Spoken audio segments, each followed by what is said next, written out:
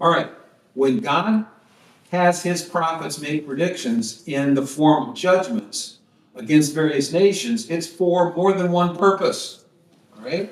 He says that his intentions are to sway the people of the nations so they will repent. I mean, think about Nineveh.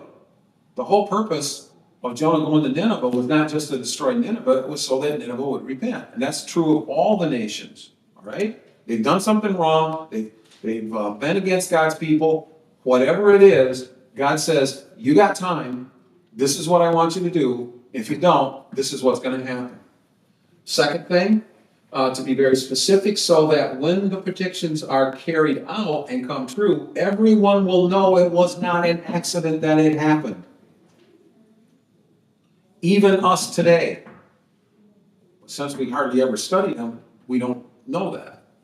And to make sure everyone knows that God keeps his word. Because one of the most important things in the Bible is that when God says something, we're supposed to know God's going to do it. All right? So, we have already discussed Egypt, Tyre, and Assyria. And this is by no means all of who the Bible makes predictions about, the Old Testament prophets. But for the Egyptians, it said that your craftsmen, your fisheries, your canals, they're all going to stop. And we saw evidence. That's the way it is today. It wasn't the way it was 3,000, well, 5,000 years ago now. And even up to the time of the Roman Empire, for some of it. No one will ever be able to trace their lineage back to the pharaohs. Even though we know who the pharaohs are, nobody today can trace their lineage back and say, I'm a descendant of the pharaohs. God, Bible said that, came true.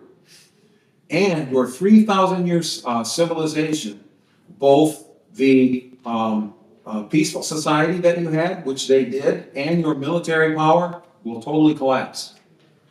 None of that's true today. Okay? They can't get along.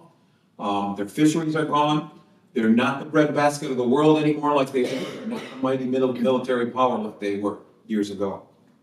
Tyre, on the other hand, was an international banking system. And it said that that system is going to collapse and your city will be thrown into the sea and become flat and scraped bare like a rock. Can either one of you guys remember how any of that prediction came true? We talked about that a little bit last week. No. It's a good thing I'm doing a short review then. All right? You remember that Alexander the Great was one of them that came through and couldn't get to the island where they went out to, so he tore of the city and threw them into the ocean. And that wasn't done in ancient times because those things were kept. And then they were big mounds nowadays where they would build city on top of city using the old pieces. But that's not what happened to Tyre. The Bible said you were going to be torn down, you're going to be thrown into the sea and scraped flat. You go to Tyre today, it's flat. And there's a causeway that goes from the mainland all the way out to that island that Alexander the Great built when he tore the city down and threw it all in. And it's not an international place of trade or banking. It is a fishing town now. And the Bible said that fishermen are going to come and spread their nets. And that's what they do. It's a small fishing town. The original Tyre hated fishermen because they were sophisticated. They were like a New York City. They were like a Switzerland. And then to Assyria, they had a city that was massive walls, 100 feet high, 60 feet thick at the bottom. People came to that city and looked at it, and they were afraid of those people, not just because of the city walls being so huge, but because they were the most loathsome and evil and nasty people in the world. And they would do it. We discussed some of the nasty stuff that they would do. All right?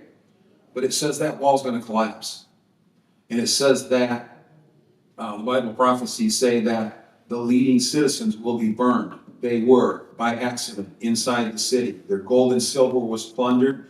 And it says that the people will vanish. And for 1,000 years, nobody even knew that Assyria even existed until the 1800s, when somebody was going through and actually found that that big mound wasn't just a hill, but there was a great big civilization, huge civilization that was underneath of it. Right? So each one unique, each one prophesied, each one came true. These predictions are specific. The events predicted would not be possible at a time when they were made. It wouldn't seem possible that this could happen because they were international banking, they were high finance, or they were the mighty power, or they were the people that produced the best goods. None of them do what it is they originally done, and it was predicted specifically to each one of them by name while they were at their height. We look back on it now, why isn't it there? Is it an accident of what happened over time, or is it because of the Bible predictions? We have to draw conclusions based on the evidence. It's how we come to understand whether or not we believe it was by God or whether it was by accident. The reason why God had made these predictions and he wrote them down when he was judging the Asian nations is so that people today can know that the prophets were telling the truth. And therefore, we today can read the Old Testament with confidence, knowing that the words actually came from God. In other words, it is evidence for us to consider. All right? When people say that my faith is just something that's a feeling, I think that's nonsense. The Bible gives us, God gave us evidence in the universe to look at. We can't do that. Something outside of space and time had to do that. And God gave us the Bible. When we look at it, there's massive amounts of evidence inside of it that says that book has to be true. I think our faith comes from not just studying the individual words, but knowing how it fits into history.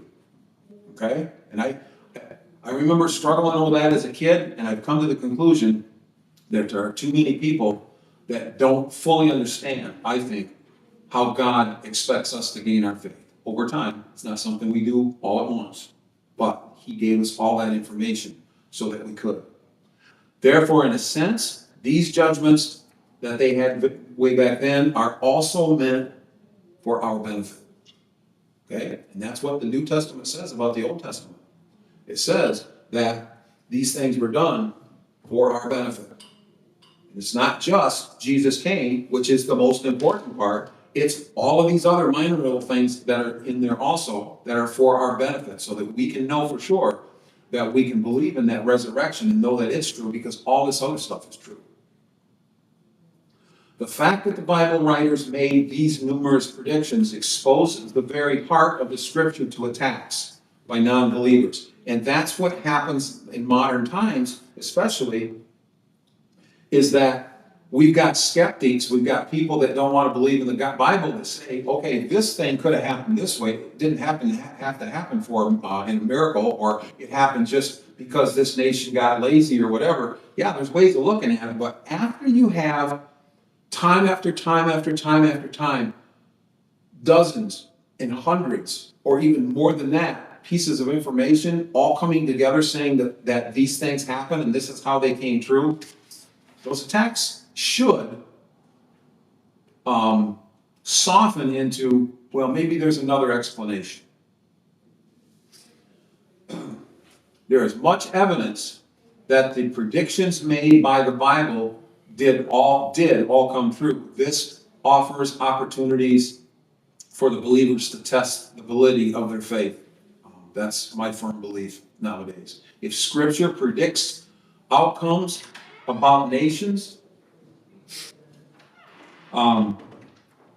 with a high degree of accuracy and in a manner subject to open evaluation and scrutiny, then serious consideration of all of its other claims and doctrines seem to be warranted.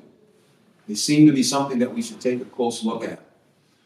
Much of skeptical scholarship, and I'm talking about people that are mostly like with the atheists, etc., still cling to a tendency of a 19th century idealism in which writings of the prophets in the Bible are nothing more than a product of human imagination. In other words, they will not accept the fact that the scriptures are inspired by God. But I think these sort of things show us that there's evidence that it really was written by an inspired God. There's no other explanations, as far as I can tell. So, with all that introduction, we're going to start talking about the nation of Edom. Edom and its capital city Petra incurred a biting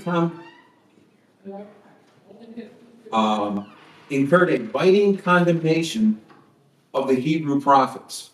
All right, and these are the Hebrew prophets that prophesied against Edom: Isaiah, Jeremiah, Ezekiel, and Obadiah.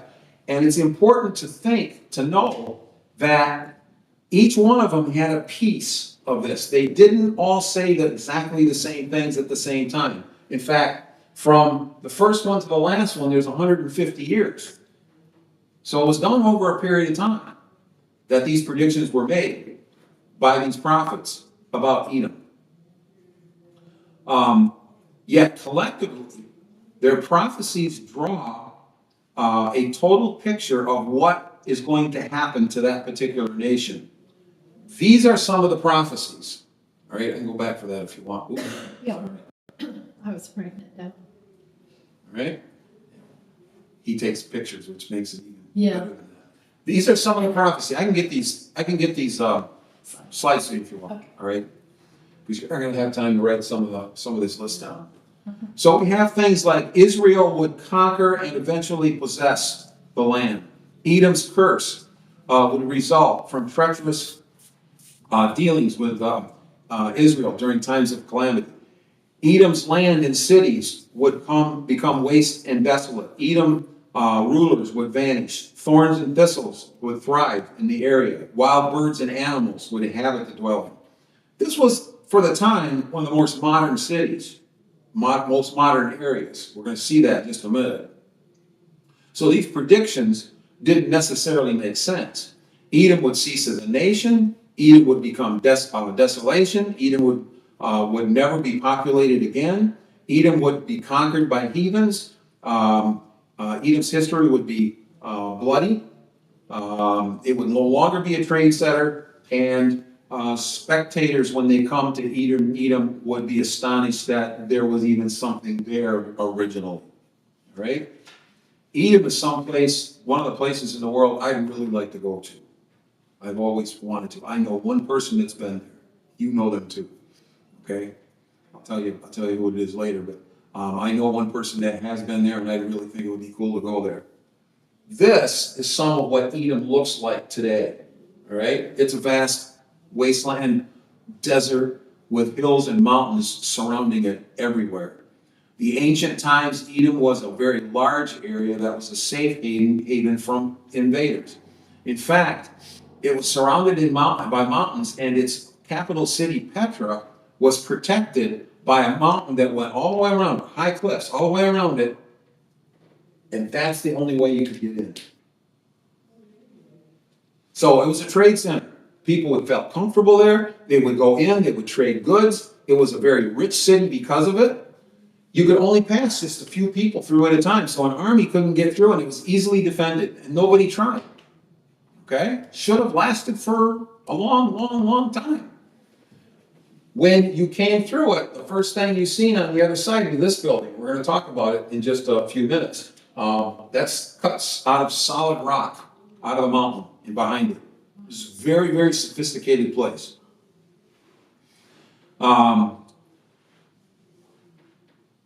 It was a safe haven for all who traded and for those who needed a place to rest before continuing on to their next generation.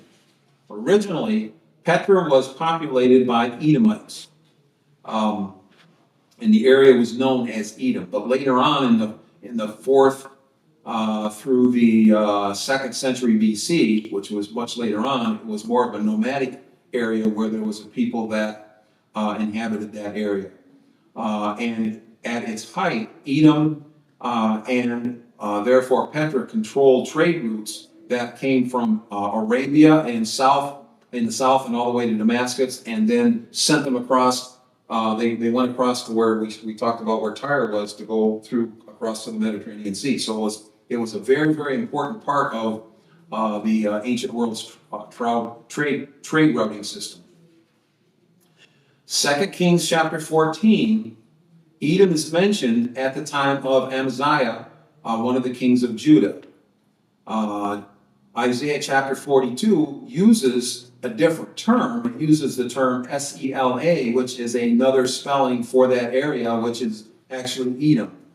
But where did Edom originate is what I'd like to ask first, all right? We have to go back all the way to Genesis chapter 36 to understand where Edom came from. It says that Esau took his wives and sons and daughters and all the members of his household, as well as the livestock and all the other animals and all the goods he had acquired in Canaan, and moved to the land some distance from his brother Jacob. You remember that Jacob and Esau were brothers. We're going to talk just a second about the story about, how there was a conflict between the two of them. That's what this is about. Their possessions were too great for them to remain together. The land where they were staying would not support them both because of their livestock. So Esau settled in the land of Seir. That's Edom.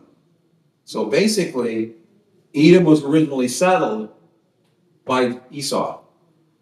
Okay? Jacob went one way, Esau went the other. We know that the story of Abraham's grandsons, Jacob and Esau, and we should be able to remember that Abraham, Isaac, Jacob, and then came the 12 tribes of Israel. But if we follow the other line, we go through Esau and we get to the Edomites. All right? That's an important part of the Bible. We follow this strand over here for several reasons. One of the main reasons is, who came from this one? From this side? Jesus. All right? So much of the Bible is about this, but this is not ignored. This is in there. We just don't study it very much, but it's important. Through devious means, we know that Jacob ended up prevailing, and it was Jacob that became the father of the 12 tribes of Israel, and it was through Jacob that the promised seed would finally come. In other words, initially Esau cared so little about these kinds of things that he traded all of it for some stew, right? He was hungry. Give me your blessing. And then he went to his dad, and with his mom, he fooled his dad into giving it to him. Finally, in Genesis chapter 32, we see Jacob. Esau became extremely angry with Jacob, and they did not communicate for many years. But finally, in Genesis chapter 32, we got Jacob deciding to come and reconcile with his brother. There's a rather large passage that has to do with that in Genesis, so that reconciliation. Then, as we see in Genesis chapter 36, Esau and his family took all that he owned and moved south to the land of Seir. That's what we just got done reading in this passage here. Okay? Which later became the land of Edom. Edom is mentioned 82 times in the Old Testament. One prominent place is in the book of Numbers. Once, roughly 500 years after Abraham, when Israel was following the cloud and the fire in the wilderness for 40 years, they had to go through Edom. I don't know if you remember that or not. They had to go through that area. So it's been years since Jacob and Esau had that fight. They had reconciled. One of them moved one place, the other one stayed the other.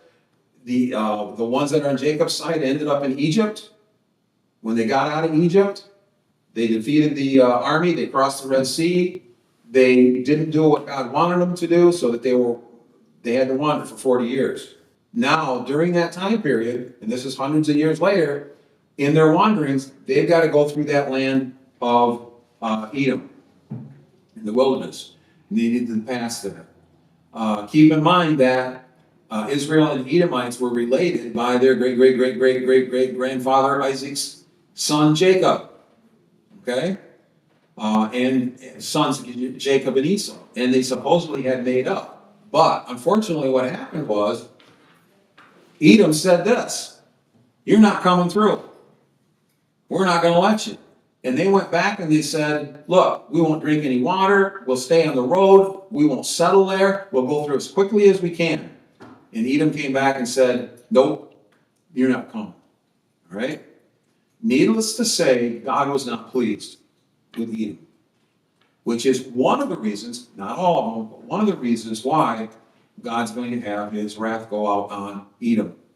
Why he's going to tell them, this is what's going to happen if you don't straighten up.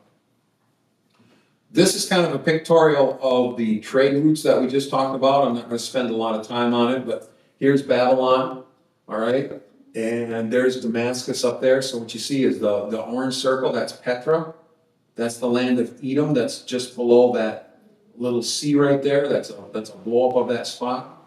And that the trade routes in black here go up and back and down into Arabia and some of these other areas. And then they meet up, and you'll notice that here, this would be where Tyre was that we talked about before. So part of that trade route coming from Petra would not just go this way across the sea, but would go this way through the other big city that we talked about before, Tyre. So this was a complicated trade route, and Edom was a major part of it.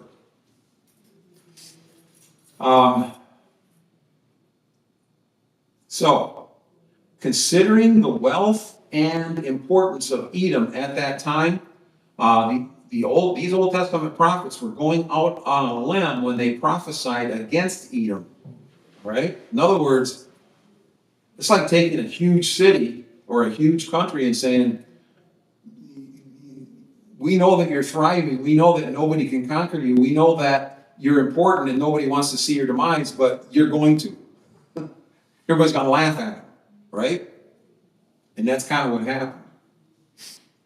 Josh McDowell, an author that I have read some books of, states that Edom was about the size of New Jersey, but it was more important in the ancient world than New Jersey ever could be. These predictions would be like saying that New Jersey will become desolate and that it would be invaded by men from the east and across the sea and from the north, and then be conquered and never be re-inhabited. And that Edom would, or New Jersey in this case, would become desolate and infested with animals and birds. Be almost like the Walking Dead. All right? There's nothing there anymore. In fact, it would be even worse than that because it would be hidden and nobody even know it exists because they couldn't find it. So it was worse than that. That's what happened to Edom. Here are a few, and we, of course, this is important here too. We'll get to this in a second. Here are a few of the prophecies and judgments that are in more given in more detail. First of all, Israel would conquer and eventually possess the land. And that was by Obadiah and Ezekiel. And during the days of the kings, First and Second Kings, Israel and Edom antagonized each other a lot. Israel dominated Edom at times, but Edom never had total independence. But one of the very first prophecies that was made is that Israel would eventually conquer, and it did. It took about 600 years for that prophecy to come true, but in around 160, between 160 and 200 BC, which is the time between Malachi and Matthew, that actually took place. Israel finally took over Edom. Jewish forces took the land of Edom for the last time. At that time, the Jewish nation forced all of the Edomite males to be circumcised, and eventually they were assimilated, and there were no more Edomite people that they could tell for sure. Okay? Now, that didn't happen immediately. This is about 160 years before Jesus, so there were still going to be some eventually, or for a little while, that could trace that, but eventually that became something that they couldn't do. And we're going to see what I mean by this here in just a second. when it says that it should also be noted that according to Josephus, Herod the Great, his father was Idumean. Idumean is the same as an Edomite. Now, I want you to think about this. About 160 years before Jesus, they were conquered. When they were conquered, they circumcised them, they started intermarrying, but there were still some traces of people that could trace a little bit back, even by the time of Jesus. Now, what do we have here? We got two sons of Abraham coming down. On one side, we got one that's the promised seed that was promised ever since the book of Genesis, chapter 3. And on the other hand, we've got the seed of the serpent in Herod the Great, who was a descendant of the other son of Isaac that came down and tried to kill him. Sometimes there's secrets in the story that if we don't know the chronology, we don't know the people, we don't keep them straight, we don't understand that there's a great symbolism going on there. It's important to our story. And that kind of thing shows up over and over and over again in the Old Testament and into the New Testament. So, this is what it says in Matthew chapter 2. That Herod, when he saw that he had been tricked by the wise men, became furious, and he sent and killed all the male children in Bethlehem and in that region who were 2 years old and under, according to the time that he had ascertained from the wise men.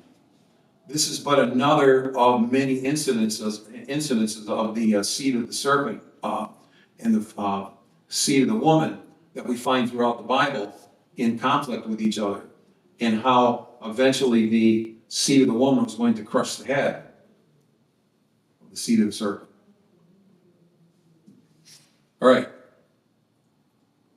Next, Isaiah chapter 34 gives several different things that specifically were going to happen.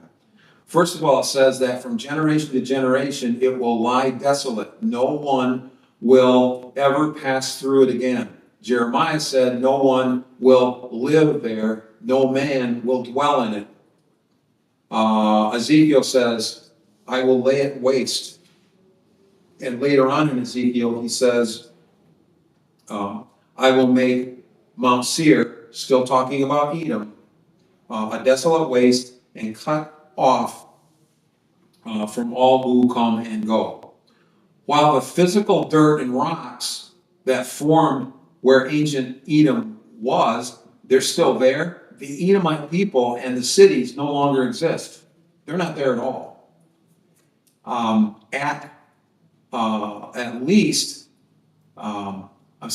late as the time of Herod, Edom still had enough people to raise a really small army. But soon after that, the numerous and thickly populated towns and cities and great caravans that traveled it totally dissipated. And there's some reasons why that happened. Notice that Edom's demise was gradual over a very long period of time. What does that contrast with? I mean, it was said that this would happen gradually to Edom over time. What's another one we've talked about, mentioned today, but we've talked about in another class, that happened almost immediately within just a very short period of time? You remember which one? Tyre. Tyre took a long time too. Okay. That would be Syria. Okay? Syria was just like, all of a sudden, it was gone. It was totally conquered. The walls fell down. It was gone almost immediately. And it disappeared where nobody even knew who the ancient Assyrians were. Very, very quickly. If you don't remember, you can go back and watch that particular video. Edom's demise happened very gradually. That is how the Old Testament prophets predicted that it would happen, and that is historically what we find that actually did happen. It was then that the Israelites and the Edomites, the people, slowly began to mesh together until Edom became completely assimilated into Israel and into other nations. The Romans controlled Edom during the 2nd century AD. Then over time, the Roman government took Edom's money and spent it, and then it was like there was no sense in being there anymore anyway, because the trade was all messed up and it was just dissipated. So after that, desert marauders came in, and they made life in these particular cities impossible. And even the early so-called Christians that were deviating from Christianity heavily taxed the people that traded in that area. So what did they do? Since they were taxing them to build their religious buildings, they headed to other areas, and instead of paying taxes, they decided to divert the trade to other areas besides Edom. So that's how eventually, into the first century or so, Edom's finally gone. All right, no more Edom. One historian states this: commerce dwindled, agriculture declined, and the people of the land began to drift away and seek their livelihoods elsewhere. Basically, it became a ghost town. All right? Have you ever been to a ghost town? No? I've been to a couple. There's some I really want to see.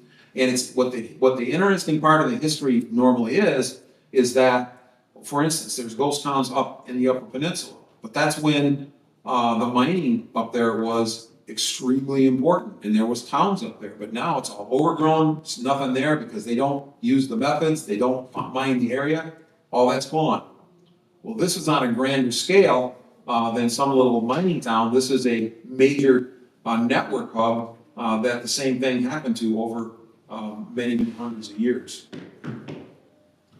It says that spectators will be astonished. In Jeremiah chapter 49, it says, Edom will become a horror and a waste. Everyone who passes by will be appalled, will hiss at all its defeat.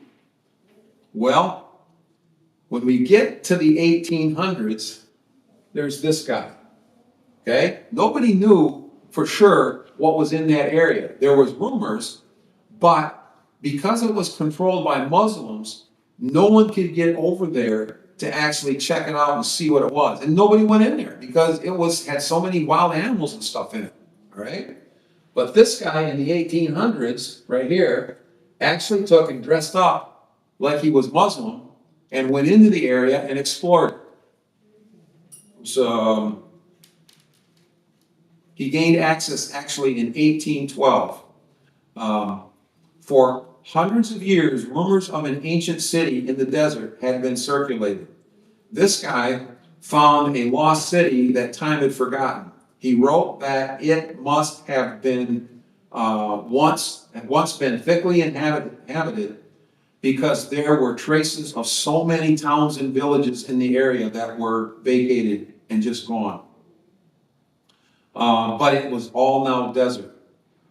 All future explorers were amazed at the ruins of a once marvelous big city that was now in ruins. Ezekiel had put it this way: I will turn your towns into ruins, and you, Edom, will be desolate. Then you will know that I am the Lord.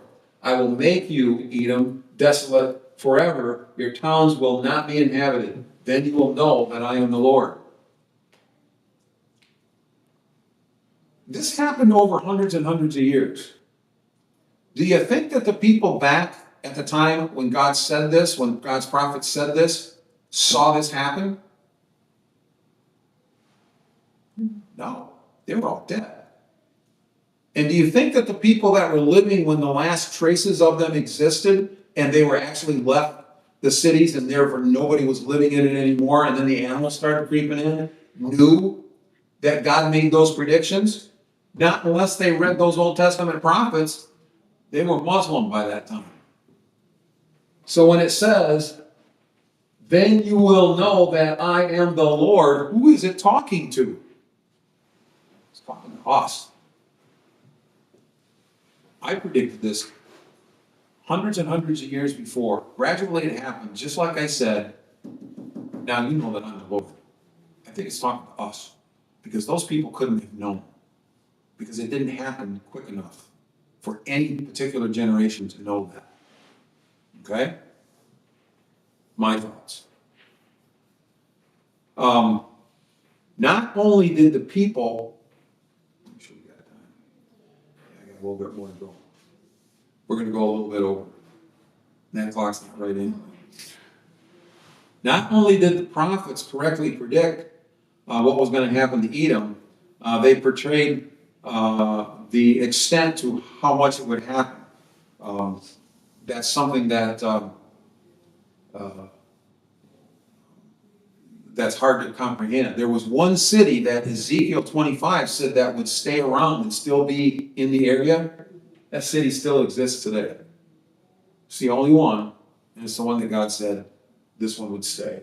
And it's still a city. There's 50,000 people in it, as the last time I looked.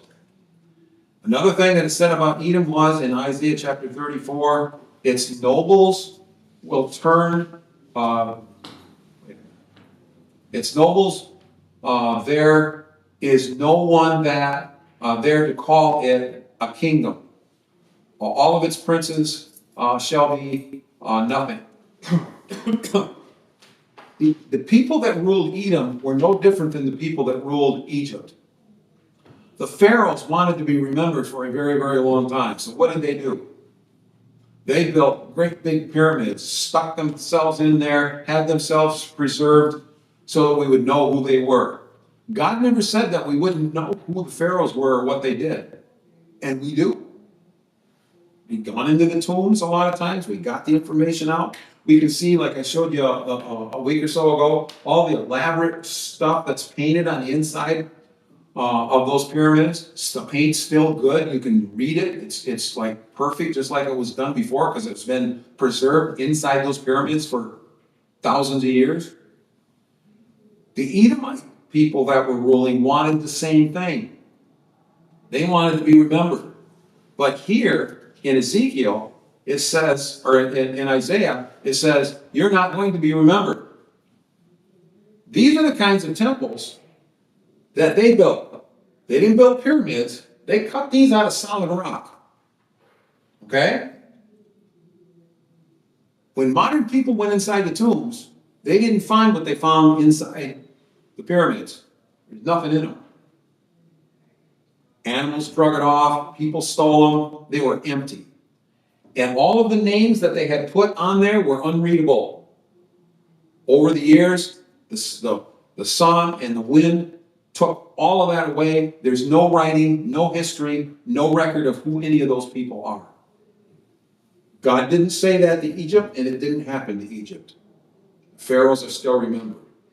God said it would happen, this would happen to the Edomites. We don't know who they are. Okay? That's kind of a big deal, I think. Now, I don't know if you remember, that scene right there was used in a very famous movie. Anybody want to venture to guess what it is? Indiana Jones and the Last Crusade. Pretty famous place. I want to see that someday. But that's only a smattering. These are all the other kind of temples that you find around that whole area. There were lots of them, just like there's lots of pyramids. Okay? The last thing it says, well, it says in Isaiah that your nobles will have nothing there to be a kingdom. Your princes will vanish away. And I'm going to summarize this next couple because we're running out of time. Basically, this part tells about all the different, this is Isaiah telling about all the different animals that are going to creep in to this area eventually, all right? And there's a ton of them. It's in Isaiah chapter 34. You'll notice the jackals and the kites and all different kinds of birds of prey and et cetera, et cetera, et cetera. When John Wilson visited Petra in the 1840s, so this was still quite a while ago, he said this: creeping things which are found in the ruins of Petra are so numerous that may be characteristically spoken of as a habitation of dragons. They're just everywhere. We're not talking about there's an animal once in a while like out in our woods. We're talking about they're crawling around everywhere. We caught lizards and chameleons and centipedes and scorpions. Among the birds were the eagle and the osprey and the kite and the hawk and the owl and the raven. Obadiah went a little bit farther when he said, because of the violence against your brother Jacob, goes back to what we talked about earlier in this lesson, that because you were against Jacob, Jacob, of course, was the primary person that got us to Jesus, and they wouldn't cooperate, they were against them. Because you did that, you will be covered with shame, you will be destroyed forever, there will be no survivors from the house of Esau. So after 1,000 years of successful world commerce and trade, there is no more Edomites left at all. And the area is now barely known about by anybody. How many of you have ever heard of Petra before this class today? Probably not. You have? Good. Good. People your age most of the time don't, so that's excellent. But most people have no idea what it is. You can take a guided tour. I told you I'd like to do that, but the splendor days are gone. We've already talked about a few. We talked about Assyria, we talked about Egypt, we talked about Tyre, and now we talked about Edom. But there's Babylon, Philistia, Moab, Ammon, Sidon, Jerusalem, and others. We're not going to go into all those because it would become a very, very, very, very, very long class. All right? And like I said before, if you want to know more, I think I gave you the name of the book, okay? The Prophet Motive by Kenneth Bearfield, all right? I gave it to your brother. I may have given it to you. I can't remember. He tells a lot more detail, and he also tells about some of these other cities also of what happened. Who wrote it? What's that? Who wrote it? Kenny Bearfield, B-A-R Field. But here's what we're going to do next, starting next week. The most important predictions that are made are not about a city or a nation. When the Old Testament makes predictions, they're all important. But the most important prophecies are about are the ones that are made about a single individual. Who would that single individual be? Jesus. Okay? Yeah, absolutely. Jesus. And there are hundreds. We're not going to be able to talk about them all. We're not even going to start talking about those specifically next week. What we're going to talk about next week mostly is something called a Chekhov's gun. I really doubt whether anybody in here has heard of the Chekhov's gun. Okay? It's important. Any good story, most good stories have a Chekhov's gun in it. We're going to explain who that is, what it is, and where's the Bible's Chekhov's gun next week. Hope that whets your appetite. All right? Any questions? Nathan, you can stop it here. You got any questions? Comments?